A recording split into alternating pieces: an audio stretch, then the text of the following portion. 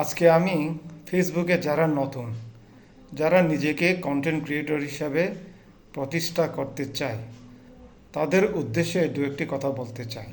Facebook করতে করতে করতে করতে একদিন হঠাৎ করে দেখলাম যে ফেসবুক থেকে ইনকাম করা যায়। প্রথমে আমি বিশ্বাস করতাম না আসলে ফেসবুক থেকে ইনকাম করা যায় কি না। তারপর বিভিন্ন পোস্ট গিয়ে দেখি যে অমুকে ইনকাম করতেছে, অমুকে এত টাকা ইনকাম করতেছে, কিভাবে ইনকাম করতেছে সেটাও আবার ইউটিউবে দেখা যায়। আবার বিভিন্ন জনে বিভিন্ন ভিডিও ছাড়ে, ভিডিও থেকেও জানতে পারি যে আসলে ফেসবুক থেকে ইনকাম করা যায়।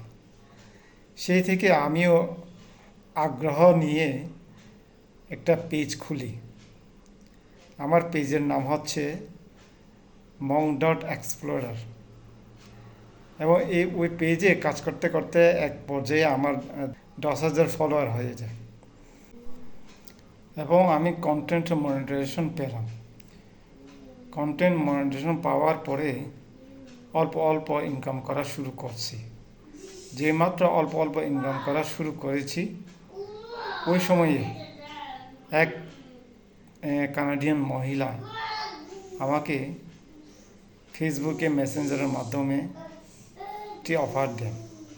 অফারটা হচ্ছে সে আমার পেজে অ্যাড দিতে চায়, বিনিময়ে তিনি আমাকে $2,000 মাসে দিবেন।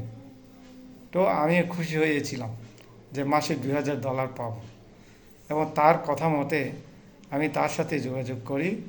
সে আমাকে হোয়াটসঅ্যাপ নাম্বার দেন, ওই হোয়াটসঅ্যাপ নাম্বারে তার সাথে আমার যোগাযোগ হয়। এক পর্যায়ে সে আমাকে একটা নির্দেশনা দেন যে কিভাবে করতে হবে। আমি তার নির্দেশনা অনুযায়ী ফেসবুকে গিয়ে সেভাবে করেছি। করতে করতে করতে এক পর্যায়ে গিয়ে দেখি অ্যাডমিনটা আমার হাতে আর নেই, তার হাতে চলে গেছে।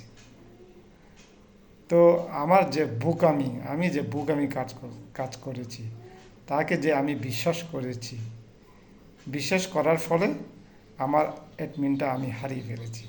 পরে আর আমি ঢুকতে পারি না। পরে দেখলাম আমার পেজটি সে আরেকজনকে বিক্রি করে দিয়েছে। এখন দেখি আমার পেজে এক জাপানি মহিলা বিভিন্ন ধরনের পোস্ট দেয় এবং আমার পেজের পুরো ভাষা চেঞ্জ করে ফেলেছেন, সম্পূর্ণ জাপানি ভাষায় লেখা। আমি আর পড়তে পারি না ওই পেজে কি লেখা দেই, কিন্তু ওই পেজে আমার ছবি ভিডিওগুলো এখনও রয়ে গেছে, কিন্তু আমি আর ঢুকতে পারি না। এভাবে আমার পেজটি হারিয়ে যায়।